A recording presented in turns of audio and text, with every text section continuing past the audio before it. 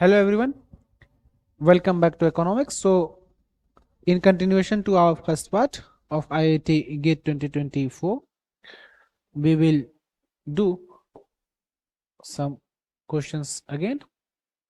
So, let us see. Question number 38 says, let x1, x2 equal x and be an independently and identically distributed random sample drawn from a population that follows the normal distribution. ठीक है, ये representation आपने देखा होगा, IIT के बारे में ही पढ़ा है. सो ये रिप्रेजेंट करते हैं. कुछ रीडिंग्स में आप देखोगे, this is written as N. N is for normal distribution, mean mu और स्टैंडर्ड डेविएशन दिया होगा, लेकिन ये करेक्ट एक्सप्रेशन नहीं है. सो ये याद रखना. सो follows normal distribution with mean mu and variance sigma square where both mean mu and variance sigma square are unknown. ठीक है, ये unknown है. Let x bar be the sample mean, the maximum likelihood estimator of the variance. variance का maximum likelihood estimator निकालना है. Okay, सो उसके characteristics के बारे में. सो अगर आपको याद होगा इसके बारे में, MLE के बारे में, so you would be thinking कि MLE के निकालने के लिए आप क्या करते हो, लाइक्लीहुड फंक्शन निकालते हो. फिर लाइक्लीहुड फंक्शन निकालने के बाद फिर आप उसको मैक्सिमाइज करते हो कि मैक्सिमम किसकी लाइक्लीहुड है आने की. ओके, सो मैक्सिमाइज करने के लिए वही फर्स्ट ऑर्डर कंडीशन अप्लाई करते हो. एंड वेरिएंस के केस में you get sigma hat square MLE equal to summation of xi minus x bar whole square, और ये i equal to 1 to n divided by n होता है. Okay, so ये आपका एस्टिमेटर आया. Okay, so if this is the estimator, अब यहाँ पे अगर मान लो इसके जगह पे n की जगह n+1 आता तो अनबायस्ड होता, जैसे कि OLS के केस में होता था. ओके, लेकिन यहाँ पे n+1 नहीं है तो अनबायस्ड नहीं है, यानी कि बायस्ड है. तो यहाँ पे जो फर्स्ट स्टेटमेंट है, जो sigma hat square MLE which is a biased estimator, बिल्कुल सही ऑप्शन है. इसके आगे देखते हैं, which is a consistent estimator of sigma square. नहीं, कंसिस्टेंसी का मतलब क्या है कि जैसे जैसे सैंपल साइज बढ़ता जाएगा तो क्या होगा. तो अगर सैंपल साइज बढ़ता जाएगा तो उसका बायसनेस तो खत्म नहीं होने वाली, जो गैप था वो बायसनेस चलता रहेगा. Okay, so this option is wrong. Now coming to C, which is an unbiased estimator. नहीं, ये तो OLS एस्टिमेटर हो जाएगा. ठीक है, ये OLS का एस्टिमेटर है, सिग्मा हैट स्क्वायर OLS. ये MLE है ही नहीं, MLE का एस्टिमेटर है ही नहीं, तो ये एस्टिमेटर ही नहीं है तो अनबायस्ड की बात ही नहीं होती. उसी तरह यह एस्टिमेटर ही नहीं है तो अनबायस्ड या कंसिस्टेंट की बात ही नहीं है. So only option for this particular question would be option E. I hope it is okay to you. Now coming to the next question, question number 39. Consider a simple pooled regression model YIT equal to beta naught plus beta 1 XIT plus nu IT, where nu IT equal to mu IT plus epsilon IT and covariance of XIT mu IT not equal to 0. Here mu I captures the unknown individual specific effects and epsilon IT is the idiosyncratic error uncorrelated with both XIT and mu IT. If the parameters of this model are estimated in the OLS method, then the estimated slope coefficient will be. अब यहाँ पे क्या बात हुई है, ये जो nu IT है, nu IT equal to mu i plus epsilon IT. Okay, और XIT म्यू IT इनके कोवेरियंस 0 नहीं है. दैट मीन्स ये जो टर्म है XIT से रिलेटेड है. So XIT and this term are related, यानी कि XIT और एरर टर्म रिलेटेड होंगे. ओके, जब ये रिलेटेड होंगे तो ऑब्वियस सी बात है ये स्लोप कोफिशिएंट अनबायस्ड तो होगा नहीं, गलत देगा तो बायस्ड हो जाएगा. इनकंसिस्टेंट जब बायस्ड होगा तो इनकंसिस्टेंट तो होगा ही, तो अनबायस्ड नहीं, अनबायस्ड नहीं. ठीक है, so first two options will be correct. Okay, 38 वाले में कंफ्यूजन आपको ज्यादा हो सकता है क्योंकि मल्टीपल सेलेक्ट क्वेश्चन था, लेकिन फिर भी एक ही ऑप्शन सही है. ये ध्यान से देखना था। ओके, सो ऐसे कुछ एक्सेप्शंस हो सकते हैं, मे बी उन्होंने कुछ और ऑप्शंस डालने का सोचा होगा लेकिन वो उसको चेंज नहीं कर पाए होंगे, might be that scenario. Okay, so यहाँ आते हैं। Which of the following factors do not affect output and employment in the classical macro economic model. Classical model में हमेशा याद रखना सप्लाई साइड से ही चीजें डिटरमाइन होंगी। तो अगर सप्लाई यानी कि प्रोडक्शन फंक्शन अगर चेंज हो रहा है, so there would be change in the output. Okay, तो टेक्नोलॉजिकल प्रोग्रेस से आपका चेंज तो होता है प्रोडक्शन फंक्शन, तो प्रोडक्शन फंक्शन आपका शिफ्ट करता है। अगर टेक्नोलॉजिकल प्रोग्रेस हुआ तो प्रोडक्शन फंक्शन आउटवर्ड शिफ्ट होगा, यानी कि output same amount of labour से ज्यादा प्रोड्यूस हो रहा है। In that sense you will have larger level of output produced. So इस केस में आपका इफेक्ट पड़ता है आउटपुट एंड एम्प्लॉयमेंट पे। सो नट के लिए ये ऑप्शन सही नहीं है। Level of demand for investment good, नहीं यार, ये डिमांड साइड से तो कोई इम्पैक्ट नहीं पड़ता। गवर्नमेंट स्पेंडिंग बिल्कुल नहीं फर्क पड़ता, क्वांटिटी ऑफ मनी बिल्कुल नहीं फर्क पड़ता। इसके लिए आप याद रखोगे concept neutrality of money, okay, और level of government spending and level of demand for investment good. इसके लिए मैंने आपको पढ़ाया था लोनेबल फंड्स थ्योरी, ठीक है, जहां पे लोनेबल फंड्स मार्केट थे, वहां पे लोन जो थे वो अमाउंट फिक्स होता था, यानी कि supply of loanable funds was fixed. वही लॉजिक को आपको यहाँ यूज करना था। ओके, सो उसको आप रिविजिट कर जाना। क्वेश्चन नंबर 41 एक आपका फिर से दे रखा है, और इसके लिए सिंपल सा मैंने तरीका बताया भी था 25 वाले के क्वेश्चंस में। So let us see, you will have this as, इसको लिख सकते हो c into x to the power minus 1/2। Root under के लिए आप यूज कर सकते हो 1/2, और रेसिप्रोकल है तो power -1। Okay, so then you will have this as c x to the power minus half, यहाँ पे हो जाएगा dx फ्रॉम 0 टू 4। यहां से याद रखना 0 टू 4 है, ये मत कर देना 0 टू 1 या 0 to infinity equal to 1। So अगर इसको इंटीग्रेट करोगे, so you will have this as x to c into x to the power 1/2 divided by 1/2, 4, 0 will be equal to 1। So इस सिचुएशन में you can have this as 2 ऊपर चला जाएगा तो हो जाएगा 2c। इसको मैं ऐसे ही लिखता हूँ, so this implies 2c, then इसको 0 है नीचे तो कोई मतलब नहीं है, 0 हो जाएगा, फिर इसके 4 डालोगे, so 4 raise to the power 1/2, this will be equal to 1। So you will have this value 2, this value 2, so 4c equal to 1, this implies c equal to 0.25। okay, 1/4। let us see question number 42, a six face fair die is rolled once with x being the number that appeared on the uppermost surface, then the variance of x is, ठीक है, variance निकालना है। सो यहाँ पे आपको क्या ध्यान देना है, सबसे पहले आप समझो जब आपको x दिया हुआ है उसका वेरिएंस क्या होता है। So variance of a variable x, this is equal to e of X square minus expectation of x इसका स्क्वायर। ओके, सो ये कहानी है, यही लॉजिक आपको यूज करना है। So you have to get this value and you have to get this value, और ये फेयर डाई है तो यानी कि सबकी आने की प्रोबेबिलिटी इक्वल होगी। So what are x is here, x being the number that appeared on the uppermost surface, so x के पास 1 2 3 4 5 6 कुछ ऐसा है।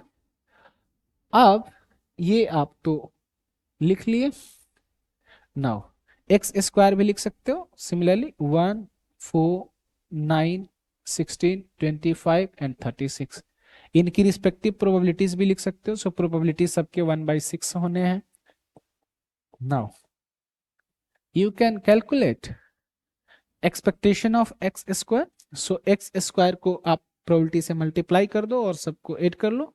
In that sense you can have this as E of X square equal to 1/6 common ले लोगे और इन सबको add कर दोगे. So 36 plus 4 that will be 40 40 69 25 25 25 50 50 40 90 90 90 91. So ये हो जाएगा 91/6. Okay, so this value is 91/6. Okay, so 91/6 आएगा 15 पॉइंट समथिंग. इसको ले लो 91/6. चलो अभी रन देते हैं. सो दिस वैल्यू इज 91/6. इस वैल्यू को देखोगे एक्सपेक्टेशन ऑफ एक्स, तो एक्सपेक्टेशन ऑफ एक्स के लिए क्या होगा, फिर से वही एक्सपेक्टेशन ऑफ एक्स निकालने के लिए यू विल हैव 1/6 कॉमन, फिर उसके बाद इन सबको ऐड कर लो. सो यू विल हैव 1 2 3 हो जाएंगे, 3 3 6 प्लस 4 10 15 21. ओके, सो 21/6 हो जाएगा. So you will have expectation of X इसका whole square, so that will be equal to 21/6 into 21/6. Okay, so this will be equal to 441/36. Let us calculate the values using the calculator. So you have 91 divided by 6, that is equal to 15.167. ठीक है, 441/36, that is 441.6. ये आपका नहीं, ये आपका value जो है 3.5 आना चाहिए. Something is wrong here, so let me check. So should be something like this. So 1 3 3 3 6 6 4 10 10 15 15 21 21 हो गया 21/6. okay, so this is what you have. So this is 21/6. so 21 into 21, so that is 441, okay, by 36. so this comes out to be 12.25. okay, so this will come out to be 12.25. याद रखना, अगर आपको die का देखोगे सो आपने calculate किया भी होगा स्टेट्स के लेक्चर में. So that comes out to be expectation being equal to 3.5. तो वहीं से मैं देख सकता था कि कहाँ मिस्टेक हुई है. सो आपको भी ऐसे प्रैक्टिस से आपको सारा याद रहेगा. So you can recheck with that. So you will have that value coming out to B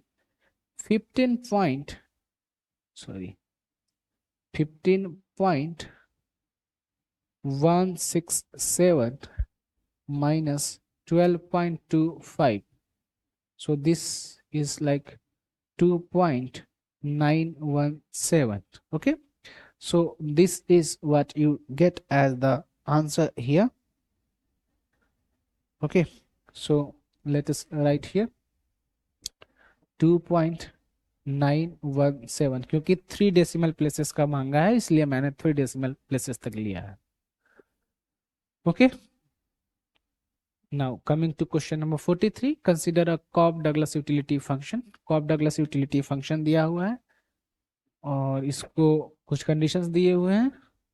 each is the number of hours spent. ये एक तरह से समझो लेजर और कंजम्पशन को बनाया है दो गुड और उससे यूटिलिटी आपकी डिसाइड की है. ए की वैल्यू दिया हुआ है half, so let us convert that. U of H is equal to, you have 24 minus H, इसका पावर हो जाएगा 1 minus H A, sorry, then you have W H to the power A. So 1 minus A that will be equal to 1/2 क्योंकि value दे रखा है. सो 1 minus 1/2 is 1/2 और यहाँ पे 1/2 का वैल्यू तो डायरेक्टली रख सकते हो because A is equal to 1/2. So ये आपको मिल गया and then you can write this as WH into 24 minus H whole to the power half. इसको ऐसे भी लिख सकते हो, थोड़ा सा और एक्सपेंड कर दो. So you can have 24 WH minus you have WH square whole raise to the power 1/2। अब इसके आगे मत करना है तो फंस जाओगे। फर्स्ट ऑर्डर कंडीशन आप निकालोगे, you have to maximize your utility in terms of H, सिर्फ एच पे इम्पैक्ट हो रहा है। So this being put equal to 0, so आपको वैल्यू निकालने पर 1/2 इंटू 24 WH माइनस WH² इसका पावर -½ multiplied with इसका derivative with respect to h, that will be 24W minus 2W, okay, h, that will be equal to 0। सो ये term आपको एक तरह से आ जाएगा। ओके, आई होप यहां तक आपको कोई इशू नहीं है। फाइन, नाउ इतना करने के बाद फिर से आप क्या करोगे, इसके आगे बढ़ोगे इसको 0 लेकर, तो एक कहानी इसकी बनेगी, दूसरी कहानी इसकी बनेगी। सो लेट अस सी।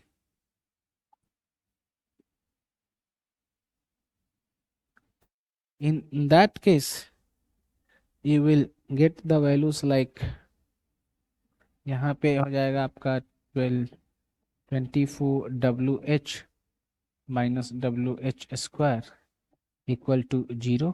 एक ये है, इससे अगर निकालोगे so you will have 24W minus 2WH equal to 0।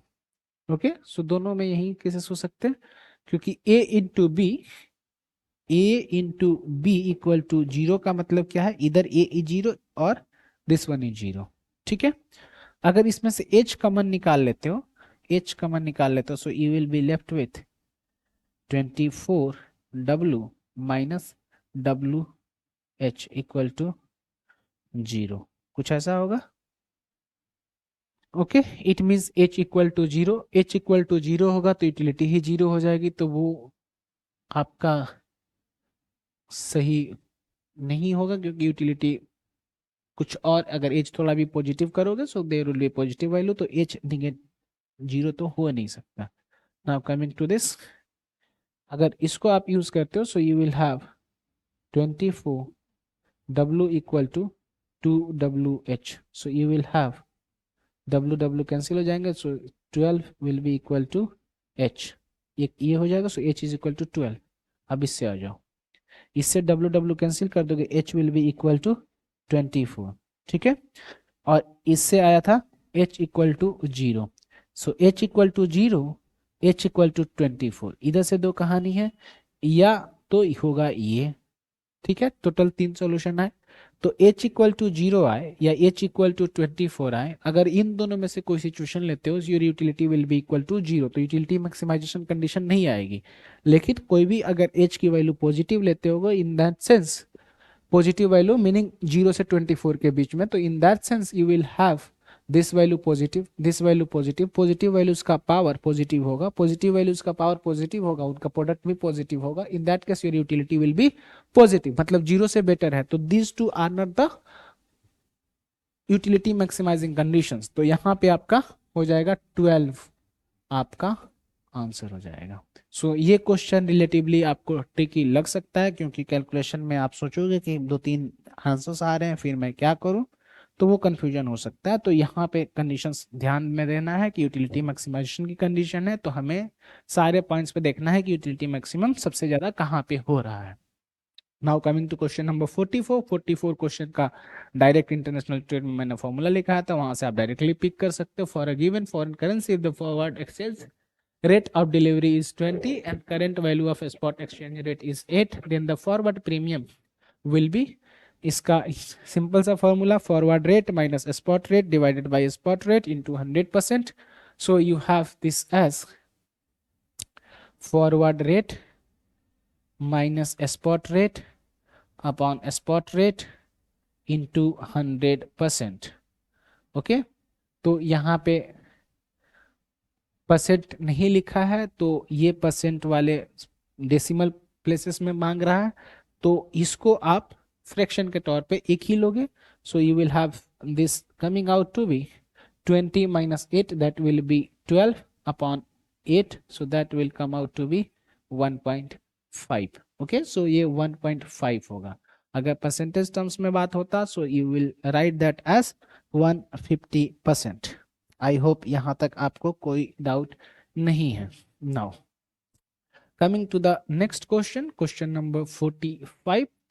अब यहाँ से थोड़े लेंथी क्वेश्चंस चालू होते हैं, लेकिन let us see. Two friends, Aditi and Raju, are deciding independently whether to watch a movie और go to a music concert that evening. Both friends would prefer to spend evening together than apart. ये game आपने देखा होगा, battle of sexes, जो मैंने game theory के lectures में आपको कराया हुआ है. सेम वही गेम दिया हुआ है हूबहू. आप इसको सोल्व करोगे. So you have p here, 1 by minus p here, you have q here, you have 1 minus q here. so अगर इसको सोल्व करोगे, सो सबसे पहले अगर देखा जाए तो प्योर स्टेट नाश इक्विलिब्रियम के लिए तो इसके लिए बेस्ट ऑप्शन क्या है, 2 और 0 में 2, इन दोनों में 1, इसके लिए राजू के लिए 1, इन दोनों में 2, 0 और 2 में 2. So this is one Nash equilibrium, this is one Nash equilibrium. Okay, so pure strategy Nash equilibrium को आप mixed strategy Nash equilibrium के टर्म्स में रिप्रेजेंट कर सकते हो. यहाँ पे मतलब क्या है, यू हैव दोनों में एम एम और इसमें क्या है, दोनों में सी सी.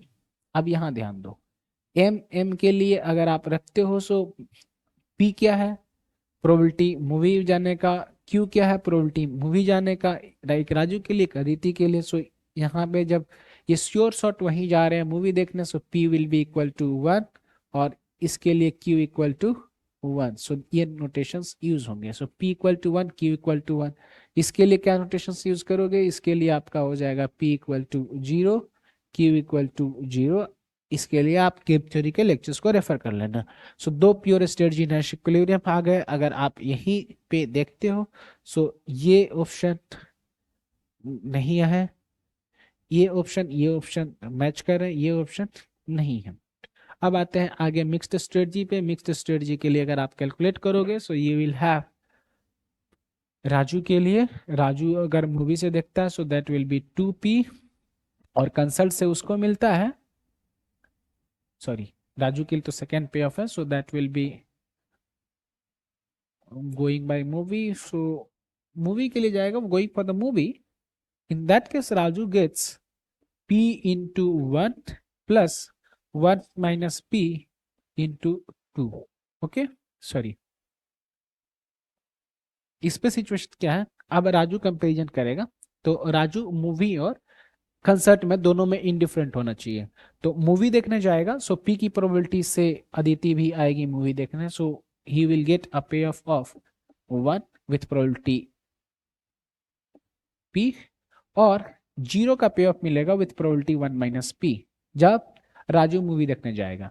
और इसको इनडिफरेंट होना है किससे, कंसर्ट से. तो कंसर्ट में क्या प्रोबेबिलिटीज है, कंसर्ट के लिए मूव इसका अदिति का, जब ये कंसर्ट में जा रहा है तो अदिति मूवी पे जा रही है, तो उसकी प्रोबेबिलिटी p, पे ऑफ 0. फिर उसके बाद इसकी प्रोबेबिलिटी है 1 minus p into 2. So you will get this as p equal to 2 minus 2p. So this will give you 3p equal to 2. That means p equal to 2 by 3. Okay, p equal to 2 by 3.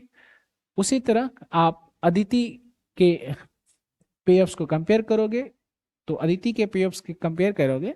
So Aditi by going for movie she gets q times 2. So 2q plus 0 into 1 minus q.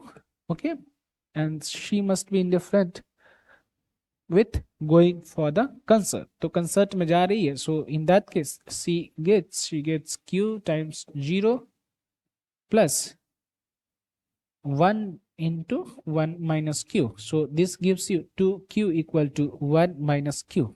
So this implies 3q equal to 1 is implied q equal to 1 by 3. So this gives you first option as the correct option here. So यहाँ पे आपको कोई तकलीफ नहीं होनी चाहिए. Game theory के lectures अच्छे से रिवाइज करने जरूरी हैं. Now coming to the next question. Next question आपका जनरल इक्विलिब्रियम से है। Consider two good economy where A denotes consumption of apricots and B denotes consumption of bananas. ये क्वेश्चन अगर डिटेल में सोल्व करने जाओगे तो काफी ज्यादा टाइम लगेगा, सो इसको मैं थोड़ा सा आसान तरीके से बताने की कोशिश कर रहा हूँ। सो यूटिलिटी ऑफ अनु का दिया हुआ है, यूटिलिटी ऑफ भिन्नु का भी दिया हुआ है। सो यहाँ समझो, यहाँ पे ये जो बातें हो रही है, this is for perfect substitutes, okay. और यहाँ पे जो बातें हो रही, this is for perfect complements. Anu initially has no apricots and 12 bananas. तो एक तरह से अनु के लिए देखोगे तो अनु का इंडाउमेंट जो है ओमेगा एप्रिकोट विथ अनु, ठीक है, this is equal to 0। Omega banana with Anu is equal to 12। Binu के पास अगर आप देखोगे तो you have omega A with Binu is 12, omega B with Binu is equal to 0। ये केसेस है। तो अगर आप ओमेगा ए को कैलकुलेट करोगे यानी कि टोटल कितने हैं, सो दैट इज 12। टोटल ओमेगा भी कितने हैं, सो दैट इज ऑल्सो 12। एक तो कहानी ये हो गई। दूसरी कहानी क्या हो गई, इन दोनों का कंडीशन देखना है। सो इसका जो इंडिफरेंस कब होगा अनु का, that will be something like this. Binu का जो होगा that will be like this, okay. So यहाँ पे अगर जनरल इक्विलिब्रियम फ्रेमवर्क में आओगे एजवर्थ पर डायग्राम में, सो यहाँ पे अगर आप अनु का लेते हो, ओरिजिन ऑफ अनु, यहाँ पे origin of Binu, in that sense you will have Anu का इंडिफरेंस का कुछ ऐसा, ओके, बिनु का इंडिफरेंस का कुछ ऐसा, ओके, एलसेप्ट, फाइन। तो ये कहानी है, यही आपको यूज करना है। सो ये आपका मतलब क्या है कि ये जो हमेशा किंग पे ही आएगा, ये आप जानते हो परफेक्ट कंप्लीमेंट के केस में। सो इसको याद रखना कि किंग के पास ये ऑप्टिमल आना है। और दूसरा याद रखना, जब ये किंग और ये जहां पे इक्वल होंगे, टच करेंगे, मतलब दोनों का स्लोप जाकर बराबर मिले, तभी जाकर के इक्विलिब्रियम आएगी। और वहीं पे प्राइस का भी रेशियो सेम होना चाहिए। सो एट दिस पॉइंट इसका एमआरएस, इसका एमआरएस और प्राइस रेशियो सेम होना चाहिए। यही आप जानते हो, कुछ ऐसा पढ़े हो सिंपल सा में, ओके। सो उसी को मैं अभ्रंश भाषा में ऐसे बता रहा हूं। नाउ लेट अस सी, कुछ ऐसा है। अब इसके बाद अगर मान लो मैं प्राइस ऑफ एप्रिकोट को यूज करूं पीए से, प्राइस ऑफ बनाना को यूज करूं पीवी से, सो इनकम के लिए डिनोट करूं अगर एम से, तो M of Anu that will be equal to कितना होगा। अगर आप चाहो तो अनु की जगह 1 लिख सकते हो, बीनू की जगह 2 लिख सकते हो, ताकि आपको इजी पड़े। आप चाहो जैसा भी कर सकते हो, ताकि ए बी से कंफ्यूजन ना हो। So M of Anu that will be equal to 12 times PB, okay. उसी तरह M of Binu that will be equal to 12 times P A, ठीक है। आप चाहो तो इसको गुड 1 गुड 2 के टर्म्स में भी देख सकते हो, okay. Now let us move to this. अब ये आपने केस कर लिया। इसके बाद आप जानते हो जब ये मिनिमम वाला केस होगा, तो बीनू के केस में आपका A will be equal to 2b optimality पे, and M of Binu this is equal to P A into A plus P B into B. M of Binu कितना है, 12 times P A, and this is equal to P A into 2b plus P B into B. यानी कि इसको आप लिख सकते हो 12 P A equal to P A plus, sorry 2 P A plus P B. इन सब में से कॉमन निकाल लिया आपने बी। हो सकता है कुछ ऐसा, In that sense, you can calculate the value of B equal to 12 PA upon 2 PA plus PB. इसी तरह आप A का वैल्यू निकाल सकते हो, दैट विल बी 24 PA, मतलब इसका मैंने डबल कर दिया. ओके, तो 2 PA प्लस PB. फाइन, ये बीनू के लिए हो गया. अब इसके तरफ देखते हैं एक बार. इसका A प्लस 2B है. Okay, so A plus 2B, उसका जो स्लोप देखोगे, that slope will be equal to, एक तरह से MRS लिख सकते हो. So that will be equal to 1/2. मैं सिर्फ एब्सोल्यूट वैल्यूज में ले रहा. और MRS should be equal to price ratio PA upon PB. मैंने आपको समझाया अभी. So from this you can derive PB equal to twice of PA. सबके इक्विलिब्रियम में आने चाहिए ना. जब ये कहानी आपकी आ गई, सो यही लॉजिक आपको यूज करना है यहाँ पे. अब ये यूज कर लिया आपने यहाँ पे, so you can have the values here written as P equal to 12 PA की जगह पे, या PB की जगह पे PA कर लेते हैं. सो 12 into PA upon 2 PA plus 2 PA. so that will be 4 PA. so 12 by 4, इधर PA. so ये कैंसिल हो जाएंगे. then you will have B being equal to 3. ये किसके लिए है? ये बीनू के लिए. ये बीनू की बात हो रही इधर, बीनू का याद रखना. मैंने बस सिंपल करने के लिए ज्यादा नोटेशन यूज नहीं किया है. B equal to 3. फिर A क्या होगा? A is equal to twice of B. so you will have twice of 3. so A will be equal to 6. ये हो गया बीनू का. तो अब आते हैं फिर से अनु पे. अनु के लिए क्या होगा? जो भी कंजम्पशन होगा, आपने एक और देखा है जनरल इक्विलिब्रियम में, XA plus XB is should be equal to X. मतलब दोनों की इंडिविजुअल्स की जो क्वांटिटी है, उनका सम मिलाकर टोटल सप्लाई के बराबर होना चाहिए. Okay, so this must be 12 में से. तो 12 माइनस बीनू का कितना शेयर है, सो यू कैन हैव जो भी बीनू का शेयर है. तो अगर ए ऑफ अनु कैलकुलेट कर रहे हो, तो मैं थोड़ा सा इसको ठीक कर देता हूं. मान लो इसको अगर आपने सही रिप्रेजेंटेशन में लिखा जाए, so you can express this as x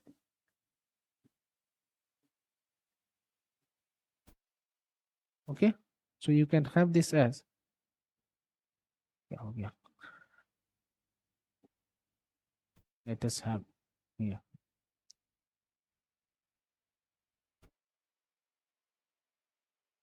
ठीक है, मैं कन्वर्ट कर रहा हूं. So you can have there as x of Anu of A is equal to जितना ओमेगा था total. Okay, so omega A, या ए यूज कर रहे थे, A Anu plus omega A Binu minus X. ये टोटल हो गया. टोटल में से बीनू कितना कंज्यूम कर रही है, so X A with Binu. Right, so ये वैल्यू 12 था. समझ में आया? सो और ए का वैल्यू बीनू कितने कंज्यूम कर रही थी? 6. ठीक है, सो 12 माइनस 6, और ये कितना आ जाएगा? So X A with Anu will be equal 12 minus 6, that will be equal to 6. उसी तरह X B with Anu will be equal to omega a, sorry, omega b, here you will have b then,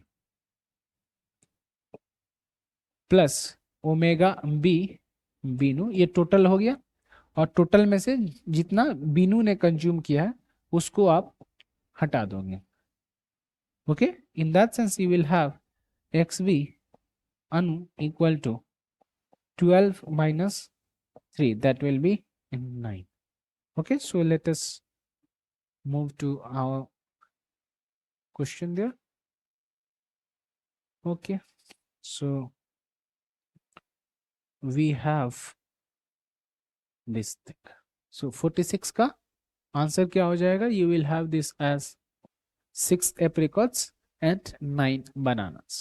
Okay, I hope ये आपको समझ आया था। ऐसे questions आपको पूछे जाते हैं। अब यहाँ देखना, ये क्वेश्चन जो है ना बहुत इजी क्वेश्चन है, आपको बस कंफ्यूज करने के लिए कुछ ज्यादा बड़ा बना दिया है। A dual economy consisting of a manufacturing sector and an agriculture sector is depicted in figure below. ठीक है, OM OA is the total labor available in the economy of which OM LSM is the labor supply, यानी कि OM LSM is the labor supply in the manufacturing sector। तो ये manufacturing sector का labour supply है, कब? Before migration. ठीक है, तो ये इतना मैन्युफैक्चरिंग सेक्टर में है। Okay, the vertical axis in the left उसी तरह राइट में मेजर करता है वेज। तो इधर की तरफ वेज मैन्युफैक्चरिंग सेक्टर का, ये WA ways in agricultural sector. Okay, LDM जो है ये, this is the demand for labour in the manufacturing market, manufacturing sector.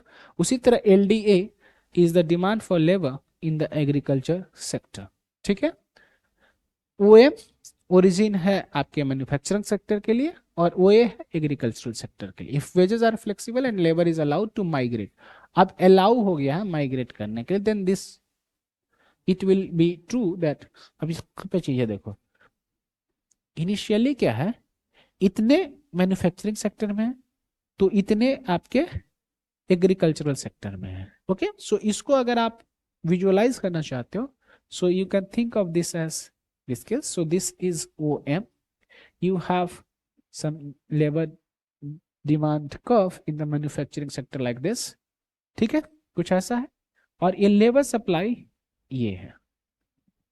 Okay, so you have LSM here, this is labor demand curve in the manufacturing sector। इधर की तरफ में quantity of labour है, इधर की तरफ में वेज है। दूसरी तरफ के लिए आपका कुछ ऐसा आएगा। सो you have ways in agriculture sector here, so you have WM here. Okay, so I will write M here, here I will write LM, here I will write LA, it is the demand curve, just उसका mirror image की तरह बना है। ठीक है, सो मैं इसको simplify करने के लिए LDA लिख रहा। ओके, और ये वर्टिकल कुछ ऐसा है, right? And this is what you have as LSM, labor supply in the manufacturing sector। Fine, कुछ ऐसा है। So जहां पे सप्लाई ऑफ लेबर और डिमांड फॉर लेबर मिलेगा वो इक्विलिब्रियम हो जाएगा। तो सप्लाई ऑफ लेबर, ठीक है, सप्लाई ऑफ लेबर ये है और demand for labour manufacturing sector के लिए ये है। तो ये इनिशियल वेज हो गया मैन्युफैक्चरिंग सेक्टर का। सिमिलरली जहां पे ये labour demand curve agriculture sector का और labour supply curve agriculture sector का मिलेगा, वहां पे इक्विलिब्रियम वेज निकल कर आएगा एग्रीकल्चर सेक्टर में। तो एग्रीकल्चर सेक्टर का लेबर डिमांड कर्व ये है, एग्रीकल्चर सेक्टर का लेबर सप्लाई कर्व ये है, तो यहाँ पे इंटरसेक्ट कर, यानी कि ये वेज क्या होगा, equilibrium veg in the agriculture sector. So W1 is your equilibrium ways in manufacturing sector. ये पहले की बात हो रही है, अभी तक मैंने माइग्रेट नहीं कराया है। W3 is the equilibrium veg in the agriculture sector. Okay, अब मान लो माइग्रेट करना शुरू करते हैं तो एग्रीकल्चर में वेज कम है, हम माइग्रेट करेंगे तो इक्विलिब्रियम में यहाँ पे आएंगे, यानी कि लेबर जो थे इतने अमाउंट के वो एग्रीकल्चर से शिफ्ट हो गए मैन्युफैक्चरिंग में। तो एग्रीकल्चर का वेज W3 से बढ़कर W2 आ गया, मैन्युफैक्चरिंग का वेज W1 से बढ़कर W2 आ गया। अब आते हैं ऑप्शंस पे। Total amount of labour that will migrate from the agriculture sector to the manufacturing sector will be LA LSM, ये मैंने आपको बताया। So this is the amount of migrated labour. क्यों? क्योंकि इनिशियली आपका यहाँ डिस्टिंक्शन हो रहा था, अब इक्विलिब्रियम यहाँ पे आया तो करस्पॉन्डिंगली यहाँ पे है, तो इतने लोग अब लेबर में है, इतने सॉरी एग्रीकल्चर में और इतने मैन्युफैक्चरिंग में, तो ये एक्स्ट्रा हो गए माइग्रेट करके एग्रीकल्चर से मैन्युफैक्चरिंग में आने वाले। सो this is what you have here now. Total amount of labor that will migrate from the manufacturing sector to the agriculture sector will be LSM upon LSM LA। नहीं यार, manufacturing sector में इतने थे, manufacturing sector में तो ज्यादा हो गए, तो ये माइग्रेट वहां से क्यों करेंगे? The wage in the manufacturing sector will be W3, नहीं W1, ये भी गलत। The wage in the agriculture sector will be W1, ये भी गलत। तो option A is the correct option. Okay, so ये आपका रहा क्वेश्चन। देखे कितना इजी था, लेकिन आपको थोड़ा सा देखने में मुश्किल लग रहा था। ठीक है, जल्दी से इसको नोट डाउन कीजिए। आई होप यहां तक आपको कोई डाउट नहीं है। Now coming to question number 48। 48 if x and y are two random variables with the joint probability density function। ये क्वेश्चन मैं आपके लिए ट्रिकी कहूंगा, लेकिन ये भी आपको ज्यादा मुश्किल नहीं सोचना है। इस पे सिंपल सा फॉर्मूला आपको यूज करना है। ओके, तो यूज करने के लिए आप क्या करते हो, सबसे पहले प्रोबेबिलिटीज निकालते हो। ओके, तो आपको प्रोबेबिलिटी जो निकालनी है ये इसके लिए निकालनी है। सो इसके लिए अगर आप निकालना चाहोगे, सो इसका मतलब क्या हुआ, expectation of X conditional on Y equal to 1/2। ठीक है, तो मैं इसको इसकी जगह पे expectation of X conditional on Y बताता हूँ। ओके, कुछ ऐसा है। सो इन दैट सेंस आप क्या करते हो, एक्सपेक्टेशन ऑफ एक्स और वाई दोनों साथ में आए और नीचे में एक्सपेक्टेशन ऑफ वाई आए। ओके, अगर आप बेजियन प्रोबेबिलिटी को रिकॉल करेंगे तो कुछ इस तरह के केसेस आपने देखे होंगे। ओके, सो वही लॉजिक आपको यूज करना है, या इस ये कंफ्यूज कर जाओगे यहाँ पे। सो ये सही वर्डिंग भी नहीं है समझाने का। So let us break this down. So you can have this case written as expectation of एक तरह से एक्स वाई कुछ ऐसा डिवाइडेड बाई यहाँ पे हो जाएगा वाई। ओके, कुछ ऐसा एक तरह से ये है। ओके, सो आपको ये निकालना है। सो इसको निकालने के लिए आप क्या करोगे, सबसे पहले आप इसको एक तरह से ऐसे सोच सकते हो कि you have to calculate x into, और इसके बाद फिर आप सम की जगह इंटीग्रेशन करोगे। यहाँ पे कंटिन्यूअस है तो इंटीग्रेशन ऑफ x, यहाँ से जनरली -∞ से इंफिनिटी होता है, जो कि हमारा टोटल पूल की बात हो रही है। Okay, so x into F, ऐसे नहीं लिखता हूं, F of X conditional on Y कुछ ऐसा। So X into condition F into F of X, और ये डी एक्स हो जाएगा। ओके, सो यहाँ भी स्मॉल एक्स ही लिखते हैं, तो एक कैपिटल लिया है, so I will stick to the capital notation here. So in that case you have this notation here, fine. यानी कि इसका इंटीग्रेशन आपको करना है एक्सपेक्टेशन निकालने के लिए। So this is what you get as expectation of X conditional on Y, fine, this expression. अब इस एक्सप्रेशन को निकालने के लिए आपको x तो निकल जाएगा, x को ऐसे ही वैल्यू डाल सकते हो, ये निकालना जरूरी है। So you have to calculate f of x conditional on y। अब f of x conditional on y, अब यहां से वेजियन का यूज करो। So f of x conditional on y, this can be written as f of x y upon f of y। Okay, so ये scenario आपको करना था। Now आपको f ऑफ एक्स वाई ये दे रखा है, f ऑफ y निकालना है, फाइन ना। तो let us how to calculate this. So f of y आपको निकालना है, तो आप क्या करोगे, सारे x में आप वैल्यूज को इंटीग्रेट करोगे। So you have to get the values for y, मतलब मार्जिनल प्रोबेबिलिटी आप निकाल रहे हो y पे। Okay, in that sense you are integrating the probabilities for all values of x, यही joint probability का खेल है। सो यहाँ पे you will have this as 2/3 x plus 2y। Okay, और dx के ऊपर सारे आप इंटीग्रेट कर रहे हो, कहां से कहां तक, x आपके 0 से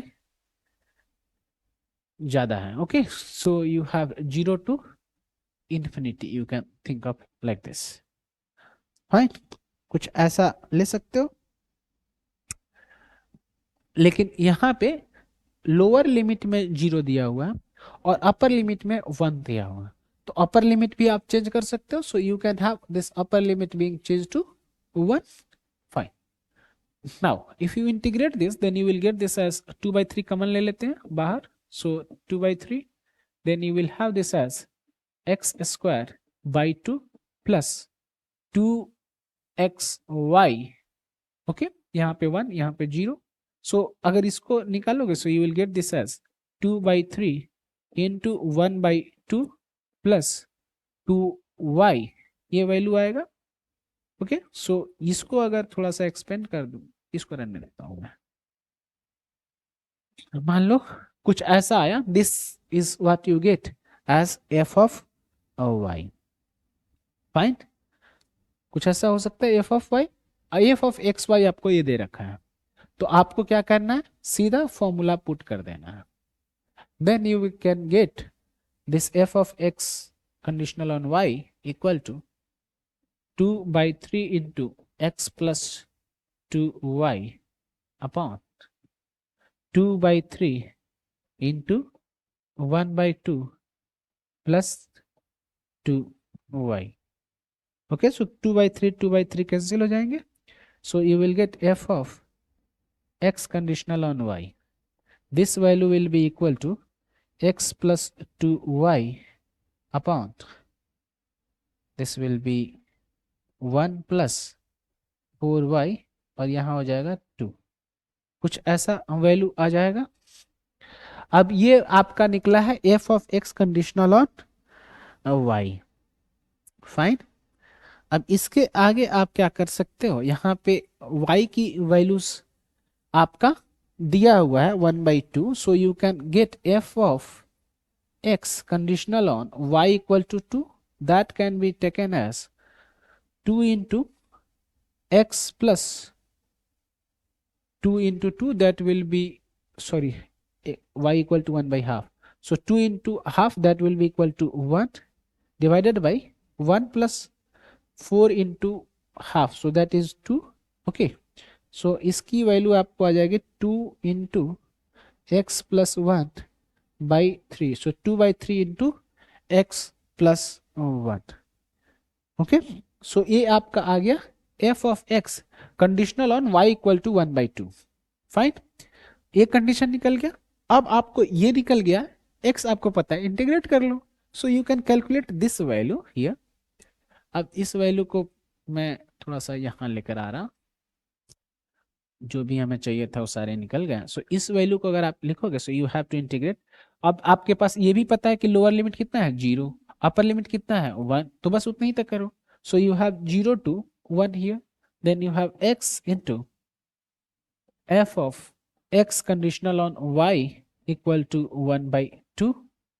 ठीक है, dx। तो ये वैल्यू जो आई है यहां से, उसी वैल्यू को आप पुट कर लो यहाँ। okay, so in that sense you will get this as integration of x from 0 to 1, और ये x into multiplied with 2/3 into x plus 1 dx। okay, so 2/3 you can take out and you can have this as x square, मैं छोटा कर दे रहा है यहाँ पे। ठीक है, नोटेशन यहाँ पे इंपॉर्टेंट नहीं है, स्मॉल एक्स लिखो या कैपिटल एक्स लिखो, मैं स्मॉल एक्स पे आप आ गया यहाँ पे। ठीक है, पहले तक मैं कैपिटल में चल रहा, so X square plus X D x.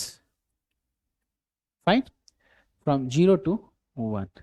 In that sense you can get this as 2/3, इसको इंटीग्रेट करोगे you will have this as x का power 3/3 plus X square by 2, 1 0, so this value will come out to be 2/3 into 1/3 plus 1/2। okay, so you will have this value coming out to be 2 by 3 into 5 by 6. So that value will be 5 by 9. Okay, तो right answer क्या हो जाएगा? 5 by 9.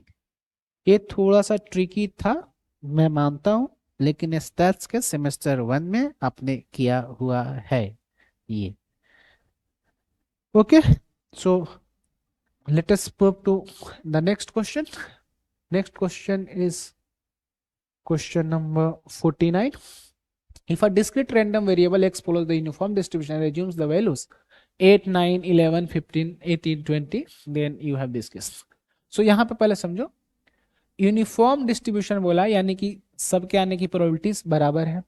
तो 1, 2, 3, 4, 5, 6 total 6 है, तो सबकी probabilities uniform यानी कि सबकी प्रोबेबिलिटीज बराबर. सो 1/6 यूनिफॉर्म डिस्ट्रीब्यूशन की प्रॉपर्टी से मैंने ले लिया. नाउ कमिंग टू दिस, अब x माइनस 14 इन मॉडुलस लेस देन 5, इसमें केस क्या हो सकता है? ये केस हो सकता है दिस वैल्यू इज निगेटिव. ठीक है, सो ये वैल्यू निगेटिव होगा. तो if this value is negative less than 5 का मतलब क्या हुआ कि उसके सेंस में, अगर मॉडुलस के सेंस में देखोगे, सो इसका वैल्यू ज्यादा होनी चाहिए. सो अगर माइनस है तो minus of x minus 14, x minus 14. ठीक है, sorry, this should B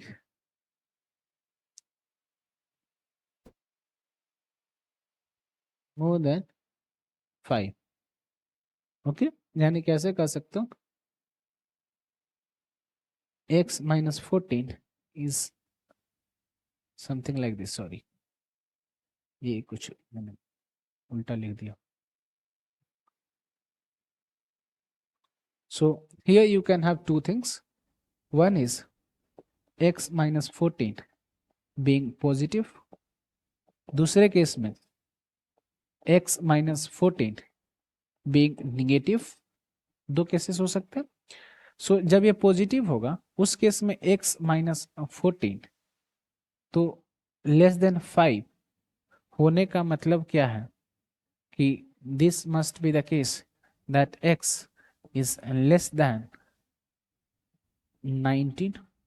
okay, 14 इधर चला गया. दूसरा केस है x माइनस 14 इज निगेटिव. जब x माइनस 14 निगेटिव है तो इसका मतलब है कि x माइनस 14 की जो वैल्यू है वो आपके 0 से लेकर -5 के पहले लाई करें, यहां तक लाई करें. Okay, so that is the scenario.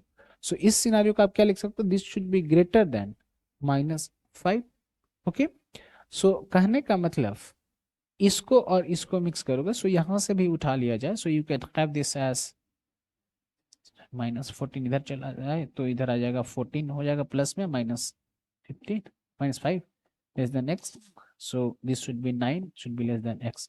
सो इन दोनों को आप मिलाओगे, so you get this as x less.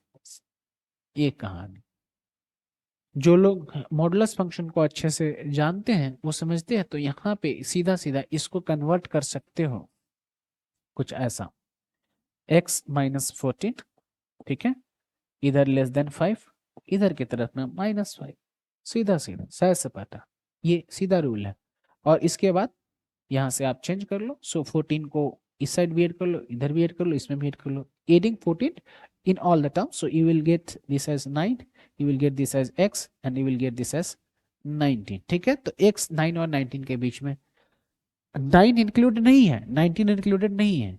तो 9 से ऊपर, तो 9 से ऊपर कितने हैं? 11 है, 15 है, 18 है. 20 नहीं होगा क्योंकि 20 19 से बड़ा है. सो 3 आ गए, तो 1/6 plus 1/6 plus 1/6. Okay, so that is 3/6. 3/6 का वैल्यू हो गया 1/2. ये क्वेश्चन रिलेटिवली ट्रिकी था लेकिन मुश्किल नहीं था. Okay, I hope it is okay for you. Now question number 50. Assume the following probabilities for two events A and B. Probability of A दिया हुआ है, P of A इतना, P of B इतना, P of A union B इतना. तो ये cases दिए हुए हैं. So you know P of A union B is equal to P of A plus P of B minus P of A intersection B. ये दिया हुआ 0.85, ये दिया हुआ 0.5, ये दिया हुआ 0.7, ये वैल्यू आप निकाल सकते हो. So you have here 1.2, here you have 0.85 minus P of A intersection B. So you can have P of A intersection B equal to 1.2 minus 0.85. So that will give you 0.35. Mutually independent को check करने के लिए you must have P of A intersection B equal to P of A into P of B. ठीक है, ये condition आपने states में लिखा भी है. सो अगर इसकी वैल्यू 0.5 है, इसकी वैल्यू 0.7 है, तो इसका वैल्यू कितना होना चाहिए? 0.35. ये तो फुलफिल कर दे रहा है सारा केसेस. तो A and B are mutually independent, बिल्कुल सही है. A and B are equally likely, दोनों की प्रोबेबिलिटीज बराबर नहीं है, तो ये तो गलत है. आर नॉट म्यूचुअली इंडिपेंडेंट, ये भी गलत है, म्यूचुअली इंडिपेंडेंट है. Are mutually exclusive, mutually exclusive का मतलब क्या होता था कि दोनों के प्रोबेबिलिटीज मिलाकर 1 आ जाए. तो P of A union B equal to 1 आएगा, तभी जाकर के म्यूचुअली एक्सक्लूसिव कहलाएंगे, सॉरी एग्जॉस्टिव कहलाएंगे. ये हो गया म्यूचुअली एग्जॉस्टिव. ओके, अब आते हैं म्यूचुअली एक्सक्लूसिव क्या होता है. सो म्यूचुअली एक्सक्लूसिव के लिए दोनों के बीच में कोई भी कॉमन फैक्टर नहीं होनी चाहिए, यानी कि probability of A intersection B, कोई भी कॉमन एलिमेंट नहीं होनी चाहिए. So probability of A intersection B that should be equal to 0, कुछ भी कॉमन नहीं हो.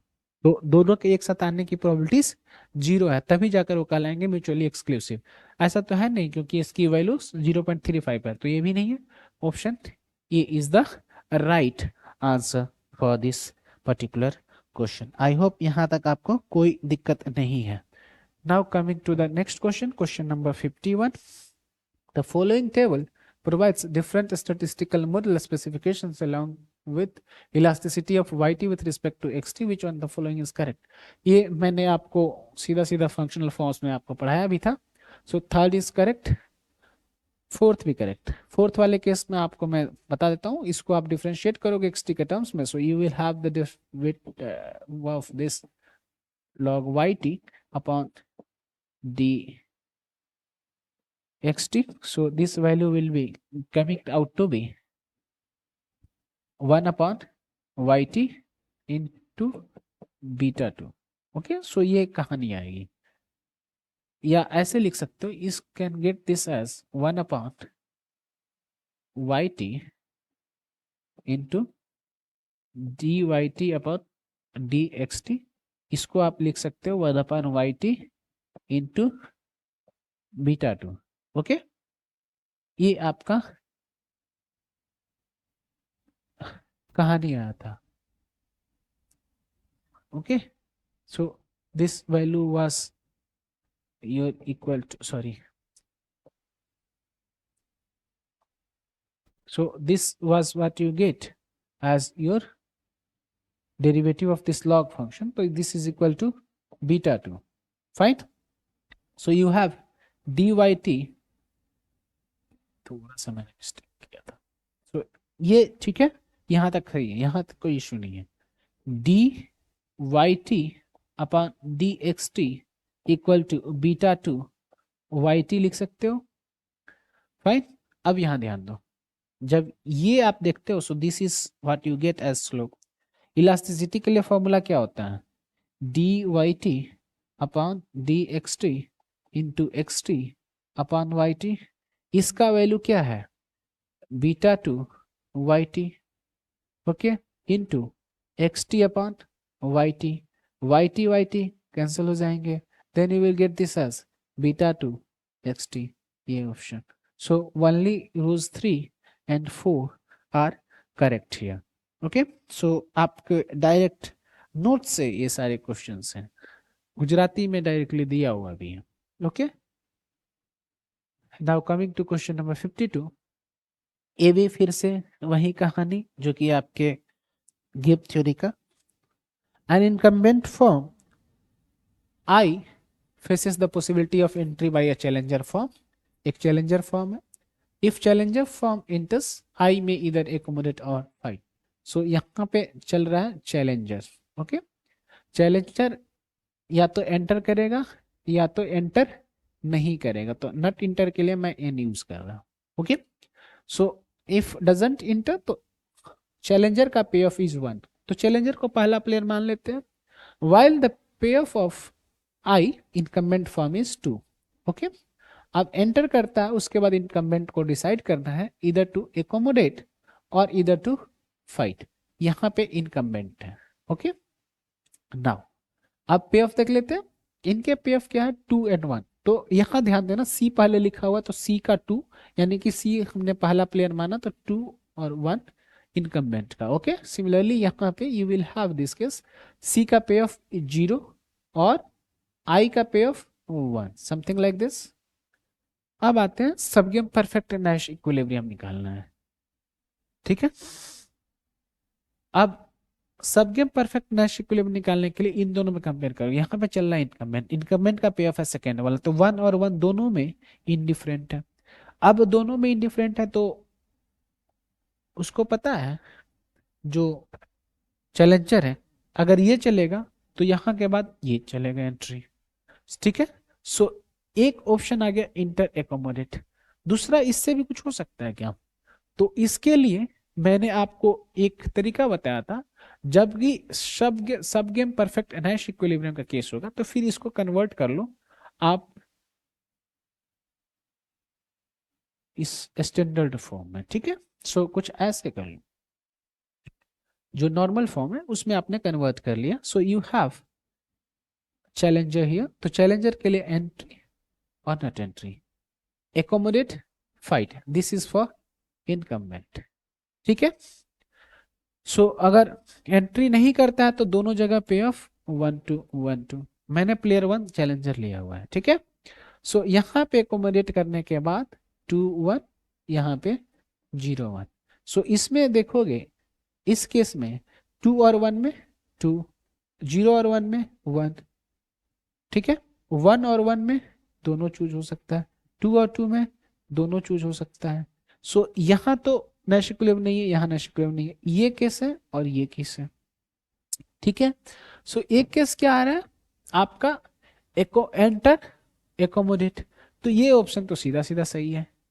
दूसरा ऑप्शन एंटर फाइट नहीं, नट इंटर एकोमोडेट नहीं, नट इंटर फाइट। अब प्रॉब्लम आपका यहाँ पे है। ठीक है, लेकिन यहां समझो, ये सब गेम का पूछा है तो इस ब्रांच तक तो पहुंचेगा ही नहीं। ठीक है, जब इस ब्रांच तक नहीं पहुंचेगा, क्योंकि इधर की तरफ में आ जाए, एंट्री चूज कर लेना, क्योंकि यहाँ पे इंडिफरेंस का एजम्पशन लगा हुआ है। सो इसलिए ये भी ऑप्शन नहीं है।